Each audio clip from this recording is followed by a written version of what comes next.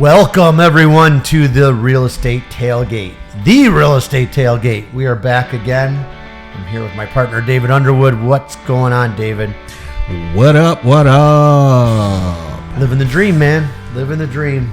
Exactly, man. Good to be back with you and Dr. Hooper.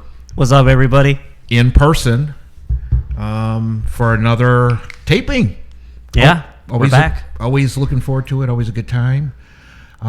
Getting closer and closer to football season, we can do our actual tailgate episode. Oh, dude, that's going to be so much fun. Yeah. The infamous Mike Mitchell or just Did I just spill tailgates. the beans? I just Oh, too funny. How's everyone's week been going so far? Good. Fabulous. Yeah, real good. Just time is flying, man. I mean, as you know, we're halfway through July. As we tape today. We're more than halfway through July. We're actually taping the day after the baseball All Star Game. Yes.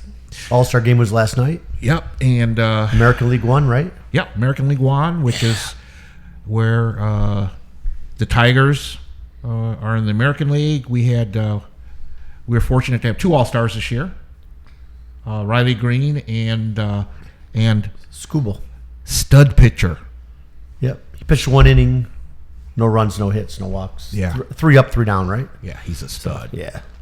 But yeah, I didn't watch the game. Yeah, it's not like it used to be. I mean, when Dude, I agree. I didn't watch it either. You know, when I was a kid, I was just thinking. Oh yeah, it was like a huge deal to me. Like the All Star Game's on. Exactly.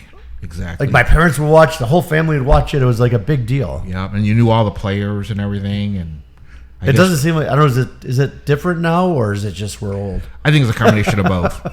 Yeah, I think it's a combination of both. I mean, you know, when you're a kid, you don't really have any responsibilities except for what time is the game on. Right.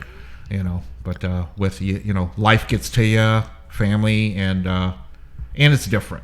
It is. It's a little different for sure. It's a little bit different. All the All Star games are a little different, not like they used to be. I feel. Yeah, well, I also think too now with the internet and the way things are and everything's so instant gratification. Like it's like I'll just watch the highlight clips when they release. Exactly. You know what that I is mean? a big I'll just part open of up my phone and look at. Yeah. You didn't have that when we were kids. Right. You watched the game to see what happened. Right. Mm-hmm. Yep. Yeah, it's that's crazy because I don't know if any of you are football fans.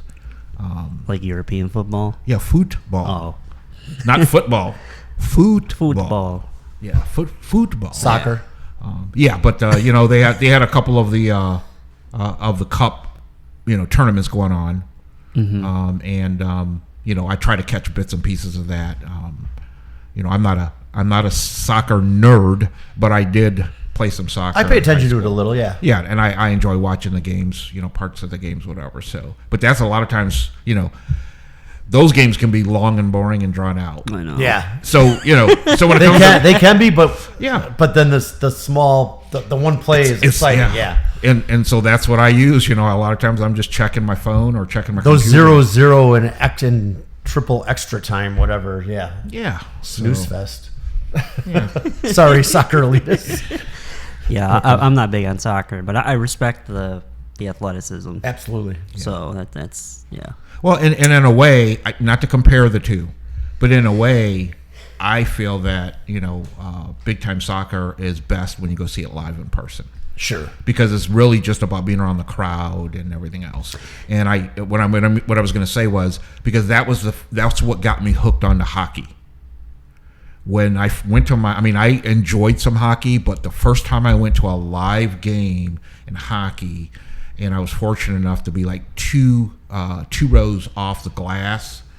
That's a different experience. I've done and that. to see that up close, to see how fast they're skating, and to see that puck flying around on the ice and everything, man, I was hooked after that. So yeah, hockey's definitely better live being there. Yeah. But it's a different experience being one or two rows from the glass for sure than being in the second level or anything. I mean, a total different experience. Oh yeah, it's amazing. Or up in a suite. Both are great. It's different being there.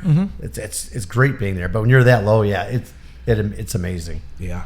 You know what's crazy is I've still never been to a Wings game. What? I know. Wait. What? Okay, we're done. We're done. See ya. Yeah. All right, we got No, to plan an outing. it's just- That's a show. Bring your equipment. Walter. I mean, We're going. even if you're not a hockey fan, have you just not been invited, or just never thought of it, or what? It's just I've been invited, or it's just never. It's just the stars never aligned for me to go. Wow. And the only time I went to the Joe was to go see the Black Keys and I was Kings going the to say Elephant. concerts. Let me get on the game time and see what game we can get. There's 3 tickets. Well, we got to keep that in mind, man. Yeah. You got to. Dude, I'm going to make this happen. You're going to a hockey game this year. Yeah. Well, yeah. Me and my one best friend since middle school, we always talked about going, and it just never happened. He's been to a slew of them, and all my friends have been. But I also know people that have never been to a Lions game or a Pistons game or anything like that. Yeah, that's true. So, and I think also too, because like hockey, like I respect it as a sport. It's just, and maybe partially because like what you guys are saying, because being there, watching it live in the stadium is a whole different experience. So maybe if I were to experience that, then my outlook would change. But I mean, I just never was really big into it. I mean, obviously the Red Wings are, I remember watching those Stanley Cup games and what have you. So okay, well, I guess we'll forgive you. But but since you brought up the Wings, hey, the Wings have been making some moves. I'm not going to get into details because I don't have all the updates, but we've signed some veteran players. So Stevie's doing some work. Yep, he's doing in the a off job. season. He's doing some work, and hopefully, I'm excited about this season. Yep. I'm looking forward to it. Yep, I am sure. too. Just to hear that some work is being done, I'm looking forward to it. And everything's coming up real quick. And you said how many days till football? 53 until the Lions' first game. Okay. So that's not that you keep like tabs on it or anything like that. But. It's not like he's a Lions fan or anything like that. 53 to Lions' first game. So what's that? 50 until opening day that Thursday night. So less than 2 months. Yeah, that's right. They Less always than 2 have a months. Thursday night Crazy. game. Yeah, Thursday night's is the opening of the season, but the Lions' first game is on Sunday, of course. Yeah. So Do we know who are we facing for that first game? yeah, we do. The Rams. Oh. Matthew Stafford. Ah. Primetime Sunday Night Football. Wow. So yeah, All right, starting it off right. Okay. starting it off again. Yeah, looking forward. Can't wait to that. see what his wife has to say this year. Yeah, what? And Sarcasm. She's a real piece of work. hey, I love them both though. I mean, they've done a lot. For They've done a lot for here. this. They've done a lot for this. and city. they continue to do that. Yeah, I like You know them what both too. Just I wish she'd just be quiet. Yeah, well, yeah. There's a lot of people. that She should causes just be drama quiet. a lot. Yeah. Yeah, No, they've definitely done a lot of charity work. I appreciate. I mean, I can respect that. Yeah. Well, I mean, once again, I think a lot of people that are in sports and their relatives or spouses and stuff like that, they, for whatever reason, they want the limelight a little bit, and it's part But of they're it. not It's the part of- star. no, I know, but it's part of entertainment. You know what I mean? Yes, exactly. So I just look at it as entertainment. You know what I mean? Watch it. She's gonna listen and put us on her podcast. Yeah. Go right ahead.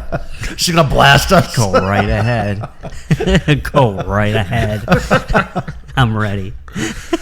So anyway, So that's it in the exciting sporting world. yeah, we probably didn't cover everything, but It's I think slow. It's slow right yeah, now. it's slow right now. Yeah, actually, this is the slowest time of the year for sports overall. Like right around the baseball All Star break, there's Yeah. really nothing going on. Yeah. I'm not a gamer, but if you're a gamer, the college. Well, yeah, the NCAA 25. I think that just came out. Oh, yeah. that hadn't been around for what? Yeah. 10 years or For a something like that? minute, yeah. Because I used to love playing those growing up. And I'm showing my age, but I never really got into gaming that much, and my son has, yeah, that is true. but so I just thought I'd mention that. Yep. Maybe we should talk a little bit about real estate. Yeah. Hey, Mike. Real estate. Yeah. Real estate. Real estate. So what's going on in the real estate world, Mike? As I was telling you, but before the show, I got quick few stats from year over year from the first half, basically January to end of June 2023 compared to 24. And these are stats for like what in particular? Sales volume, or sales volume, average price, and median price. Okay. So sales, it's no surprise sales are down. Not a ton, but there's low inventory, right? So there's not going to be as many. There wasn't as many sales as there was last year. And no surprise, low inventory, the prices are up. St. Clair Shores sales are down 10% for the 6-month period, year over year. But the average sale price was up 8%. Wow. So, same Grosse Pointe Woods, 18% down, but the average sale price 18% higher, which is huge. That is huge. Although the median's the better number to look at, in my opinion, but that's still up 9%. But pretty much everywhere, I mean, Macomb Township, same thing. All my friends in Macomb, sales were down 9%, but the median sale price up 9%. So yeah. It kind of just tells the story. It's pretty all over the place. It's all similar. Some cities have fewer sales than others. Some have higher prices, but it's basically the same trend. Yeah, and you're covering some of the communities that are like in the heart of where we do quite a bit of business. Yeah, I'm just picking some of the few, but but the overall, the Tri-County area sales down 5%, median sale price up 8%. Yeah. So that's. Like I said, so just interesting. Just some quick data stats. Yeah, that shows a lot, and since you brought those stats up, so houses. I don't want you to get anyone to get it wrong. Houses are selling. This is just overall sales. So of course, there's less sales. There's less inventory.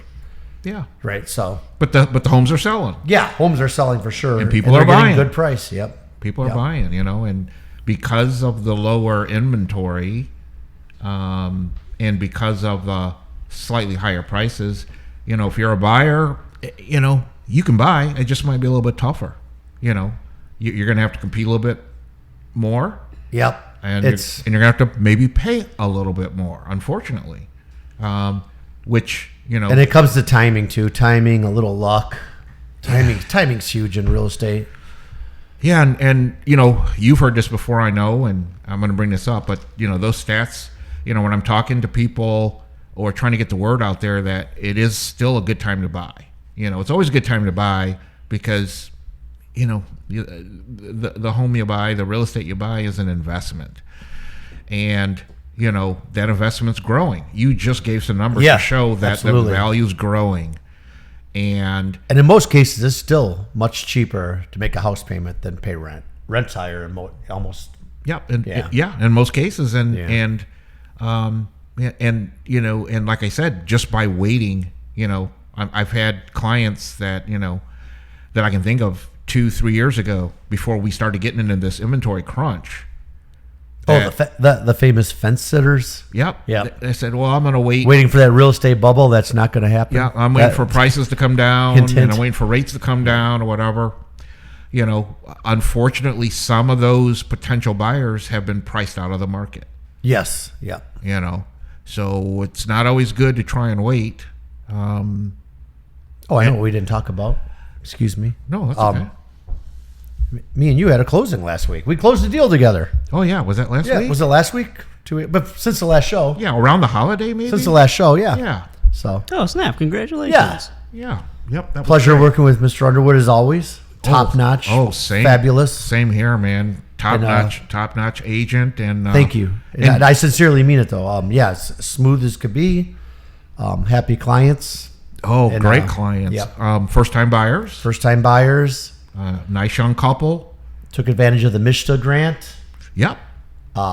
Just a great deal. And we got them a house in this market. Yep. So. Yep. And they were using, like I said, MSHDA. They were using down payment assistance. They weren't putting 25% down or 20% down. First-time buyers, but they were able to buy a house. Yep. And as the timing I mentioned, timing and a little luck, we didn't get caught up in a bidding war, surprisingly. It could have easily turned into one, but we made them a good offer over asking price. Seller took it. Boom. Moved on. So It was awesome. yeah. You did some Magic Mike magic. No, that was magic. Should I call it that? Professor Underwood magic. That's all right. That's real estate magic. Real estate magic. No, it was a good deal all the way around, and I appreciate you, David. So thank you again. No, I appreciate you too. Everyone's happy. Yeah. Looking forward to the next one. Yeah. So it's nice to hear those stats about the market. I guess I should touch on rates because you ask me every time, right? Actually, I did a little checking last week, and I think rates went down a smidge, didn't they? They did. Yeah. They did. And you know what? It's time for my geeky stuff. Okay. Okay.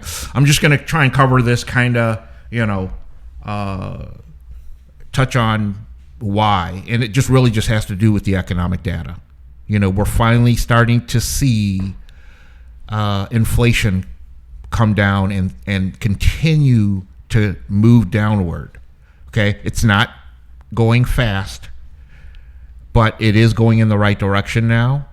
What that means is the Fed cuts that have happened are finally starting to work. And that's usually what happens. Usually there's to get real geeky, usually there's like an 18-month delay before you start seeing the effect. That's why they've been hesitant about starting to cut right away. They've been waiting and waiting. But with that said, it looks more and more like we might have our first Fed cut, our federal interest rate cut this year, possibly in September. So knowing that, people that are involved in the markets, yeah. Yep. Layman question. Do you think that's election driven on either side? That's a good question. Both sides. I don't think it just seems perfect timing right before you're going to vote for whatever side you're on. I don't care. Before you vote for Canada, let's lower interest rates. Well, yeah, I don't think both going to take credit for it. Right? I don't think it's election driven, but like you said, the timing seems like it's perfect. It does, don't it? Yeah, because in a way. And then once again, just getting geeky, the people that are in charge at the Federal Reserve, they are trying to leave a legacy for themselves. They don't want to be the one that basically jack things up. Because you can go back in history and you got these economic nerds that can point out and say, yeah, this dude was a dud. They don't want to be known as a dud. This dude was a dud. Yeah. So capture that soundbite. Capture that soundbite. This is good. All right. We're definitely. That's gonna be a drop. This dude was a dud. So like I said, so that's why they're trying to be careful. Okay. But the point I'm trying to make is that because of the data and because it looks more and more like we're going to have a Fed cut, the markets are already working that into pricing now. So we're seeing a little relief with mortgage interest rates. So yes, they have come down a smidge. I noticed it down a little bit. Yeah. Yep, they have come down a smidge. So once again, rates are rates. They are what they are. And with the data that you gave, it's just another reminder. Don't worry about the rate so much. If you want to buy, get the house. You've heard it in the past. Get the house, and then you can worry about the rate because the rate can always. If you're waiting for it to get back to 2.99, I think you'll be waiting a long time. Yeah, if ever. Right? Yeah, that's what I'm saying. Yeah. So, you know what I wanted to mention to you? I got this email too from MSHDA, an update. I'm sure you know all about it, but that real estate commissions can now be paid by the borrower. Yep. Appraisal guarantees can be used towards your 1% investment, and gifts of that equity can be used towards the 1% investment. So that's all good. Yeah, they're keeping competitive. Yeah, it's all good stuff. It's great stuff. It's great stuff. I mean, keep in mind the MSHDA down payment money can't be used like for that. Okay, I mean it can be used. The MSHDA, for example, if you're doing like an appraisal guarantee on a deal, you can't use the MSHDA money to cover the appraisal guarantee. No. Okay. Not the grant money. Correct. You still have to have your own funds for that, and there's ways that they can. But you can use it, and you still have to have a 1% investment. Well, that's just going to So if it's $200,000, that's $2,000. You could use that $2,000 as an appraisal guarantee of your money because it's a 1% investment. Well, like I said, I don't want to spend a lot of time on it. I don't quite understand your question, but the point is that MSHDA is they're actually, there were some gray areas and a bunch of questions. Right. They're actually laying the rules out. And if down payment assistance is something that you're interested in as a buyer, get with someone that handles good down payment assistance programs. Like me. Give me a call. Let's have a chat. I can explain everything to you. Okay? So, now that we got the geeky stuff out of the way, what about... and I'm glad you brought up the MSHDA stuff, because I think... I forgot about it. I got that notification. I was like, oh, that's all good. Yeah. We're just going to cover a couple of things. It's good that MSHDA's keeping it relevant and everything, It's great. It's great. It's a great program. It's not for everyone. But if someone is looking to buy a home, it never hurts to find out everything that might help you buy that home and to help you buy a home competitively. Because that's what you're going to be doing. You're going to be out there competing. And believe it or not, down payment assistance programs can help you compete in certain circumstances.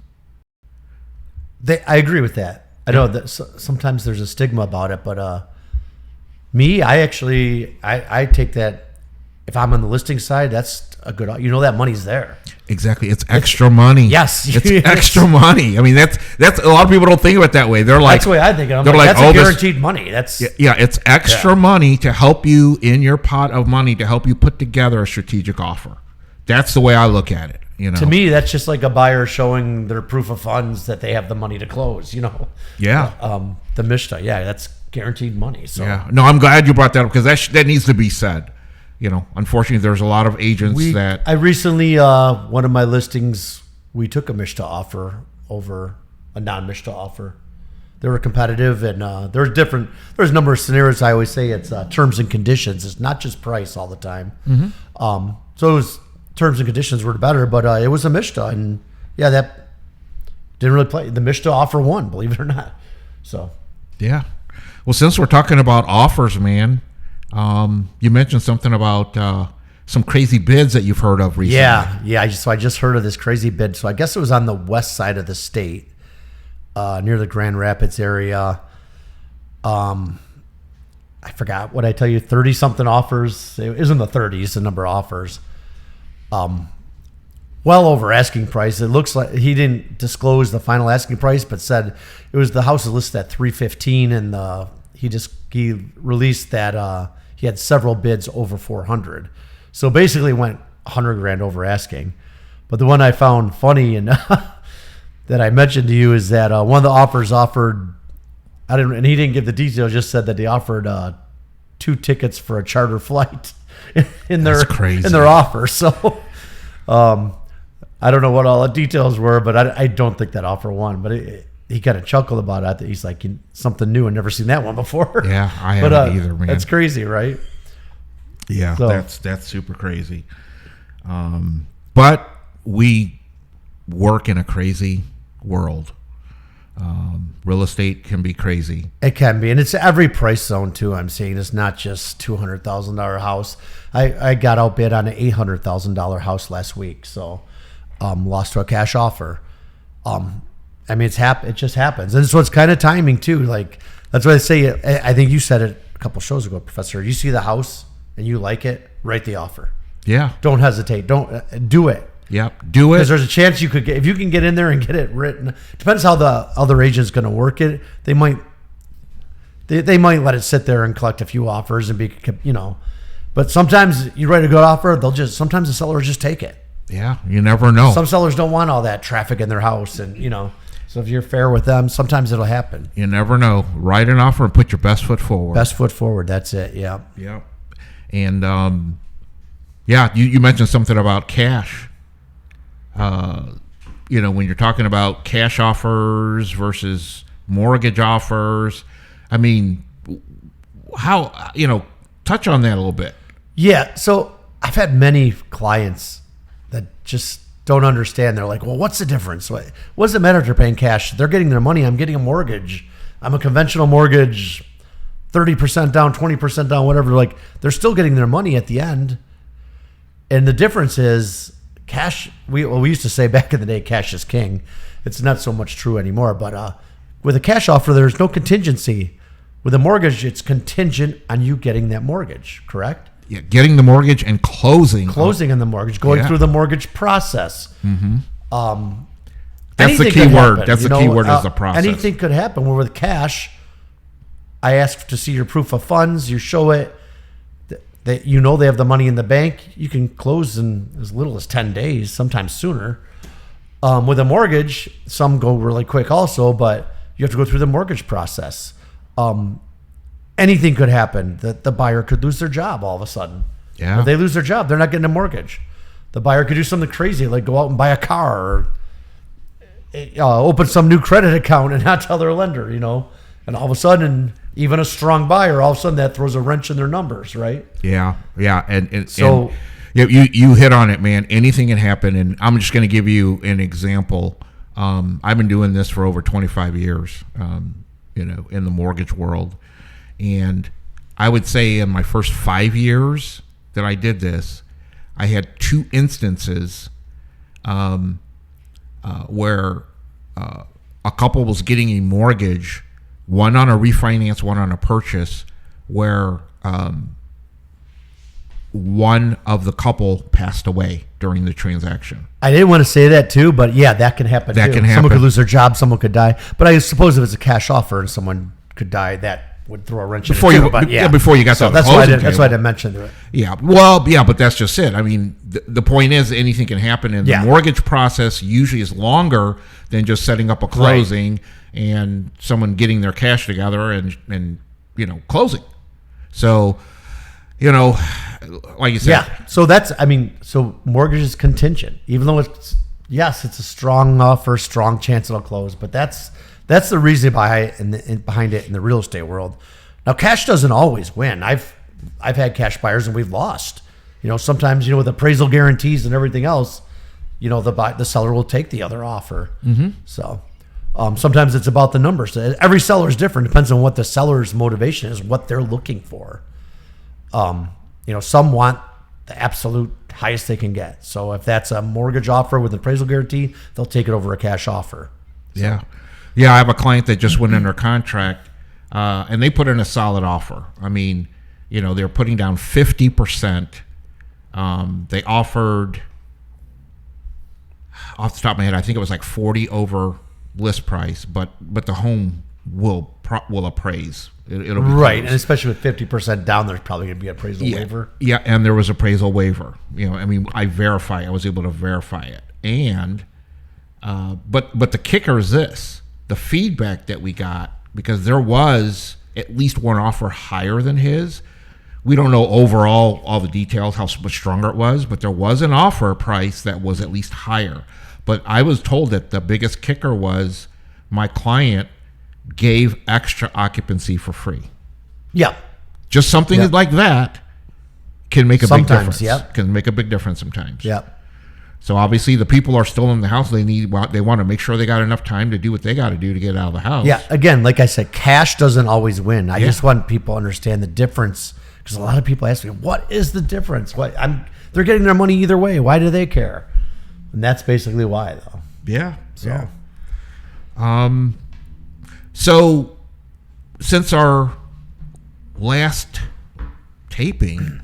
Yeah, I believe. Yeah, because we taped before the holiday last, didn't we? Yes, we did. Was it before the holiday? Or right around that time. Yeah. Yeah, it might have been before. I know we took a week off because of the holiday. Well, what I was going to bring up is that here in the Detroit metro area, and most communities in the Tri-County area, July 1st is tax bill day. Summer taxes. Summer taxes come out for most communities. So I just want to touch on that because you mentioned, and this is the time of year where it comes up a lot, is, because the new tax bills come out. And people that, bought a home or getting ready to buy a home, they need to be aware that they need to understand how taxes work and how taxes can become uncapped when you buy a home and there's been a deed change, a warranty deed change. And you mentioned that was something that we should probably, talk about. Yeah, I don't think we've ever mentioned that. I don't think so either. And a lot of people don't understand that also, or they don't know about it. And I'll see a lot on social media. Oh my God, my taxes just went up an extreme amount. And the first thing everyone says, oh, did you buy a house? And a lot of them don't know that. And then there's always the one throwing the realtor under the bus, throwing the lender under the bus, throwing us both under the bus. So a lot of people don't understand that. But yeah, your taxes are going to reset because they're capped. The taxable value is capped if the person was a primary residence. Yeah. It was their primary residence. So it's become uncapped when the new buyer buys it, and they'll be taxed at a different rate than the previous. Yeah.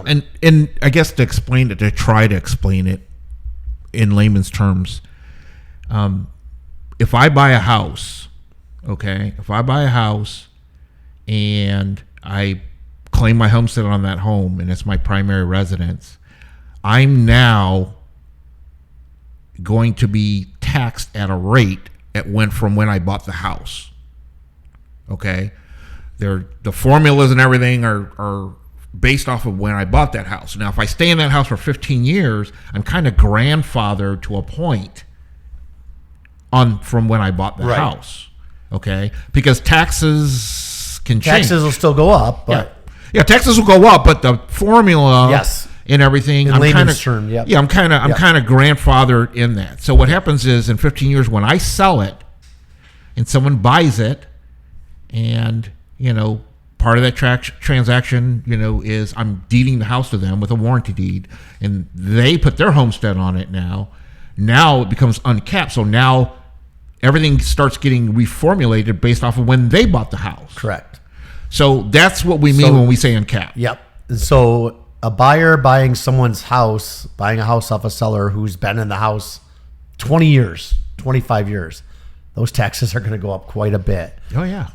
In some cases, they might double. Yeah, because it's, because when you're looking at assessed value, taxable value of the property, and the formulas that are used or whatever, I mean, everyone knows you don't have to do anything and your taxes are going to go up a little bit. But if the formula changes, there's a chance that your taxes can go up a whole lot more. Yeah, because like of I that said, and then some uncapping. people blame the realtor for not letting them know. Some blame the lender. Some blame both. I think we both agreed that there's responsibility on both parts to mention it. And you're doing the finances with them. I'm going over the details with them. It should be mentioned to them. Exactly. And also, I want to point out, I'm sure this is, I don't know for a fact, but I'm sure it's happened many times when these people are complaining about it. I'm sure it was mentioned to them and they chose not to listen to it. You know what I mean? Oh, yeah. I'm sure. Because they're excited and they're getting a new house. They're like, oh, yeah, sure, okay. And then when it happens, because it doesn't happen for like a year later. It's the following year when it happens. Yeah, it's usually within, depending on when the tax cycle hits. You know, and when you get your homestead filed, when the property gets reassessed, and when the tax bills come out. All that comes into play. And then all of a sudden their house payment goes up and they have an escrow shortage and they're freaking out. That's usually but when people I know freak lenders out. like you go over that with your clients and you explain to them and estimate what it's going to be. And so. Yeah, so I guess it's that time. Dun, dun, dun. It's time for Under the Bus. Yeah, with David Underwood. I've been doing this for over 25 years, and I find it hard to believe that there's people that call themselves professionals in our industry on both sides. Like you mentioned, this whole taxing and uncapping and stuff like that, that needs to be brought up to any potential buyer. I don't care if it's a first-time buyer or if it's a seasoned buyer, just to bring it up and remind people. Okay? Yep, absolutely. I mean, most people don't buy a home every year. So even a seasoned person that owned a home and maybe sold their home, maybe they've been in a home for 12 years and they they don't remember those kind of things. They're not thinking about that. Right. So just bringing it up. And then, like I said, when they're buying a new home, they're excited. They're thinking about what they're going to do and getting in that new house, and they're not thinking about that part. So realtors and mortgage people that aren't bringing it up, I'm throwing you under the bus. Big time. Under the rear tire. seriously. And I'm going to give you an example why. And you know what? I just thought I on our last deal we just had these young kids we got in my house. I don't think I brought it up to them, but I did. I remember this in my conversation with you. I said, "Did you go over with them about the taxes?" You're like, "Yep, they already know." I'm like, "Oh, good. I don't need to bring it up then." So, but we had a conversation about it. Exactly. Yeah. Exactly. And that's why, I just did some figures for someone yesterday. I got a client that put an offer in late last night. I think the house just went on the market like 3:00, and they were out looking at homes. This is a house in St. Clair Shores. So what they did was, they're like, they saw the house. They're like, "I love this house. Can I put together an offer?" They did exactly what I asked them to do. Check with me, to see if there's anything that I need to do. So what I did was I checked and I said, well, everything looks good.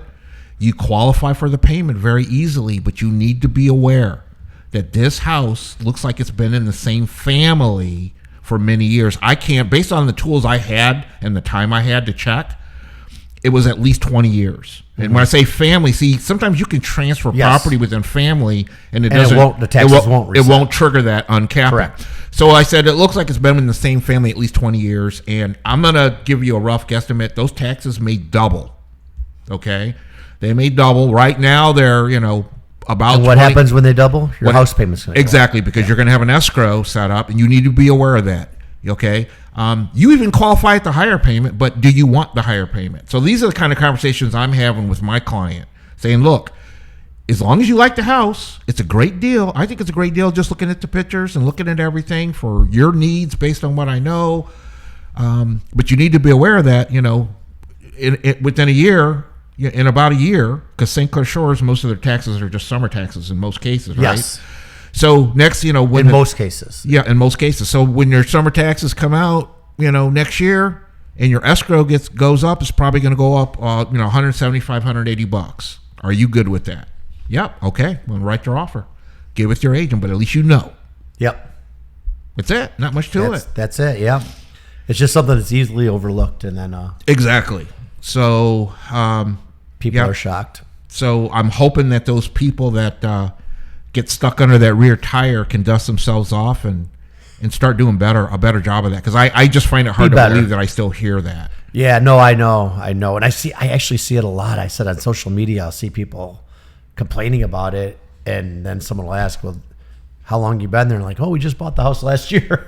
So, like I said, they could have been told about it too, could have been, and not. Yeah, and not paid attention. And it didn't register. It's possible. Yeah, because there's a lot going on when you're buying a house, especially for the first time. Yeah. Yeah, there is a lot. It can be overwhelming. Yeah. But, but once again, if you're a professional and you're not at least bringing that up, shame on you. Yeah. Shame. Better. Shame. How are we doing on time, Doc? Oh, I think we're good. I think that's... we're just at a little... Well, with the... excess footage, we're just at a little over 40 minutes. 40 minutes. Wow. We talk a lot. Yeah, I think we need to put a stop to this taping of this episode. We appreciate all the support we've gotten since we started. Yes. Yes, our numbers are climbing. We're on Spotify now, as you all know, YouTube and Spotify. If you go on Spotify, please rate us. Yeah. Go ahead and give us a rating. Hopefully a good rating. A 5-star would be nice. Yep. Like us, follow us, share us. And if people want to get a hold of you, Mike, how can they do that?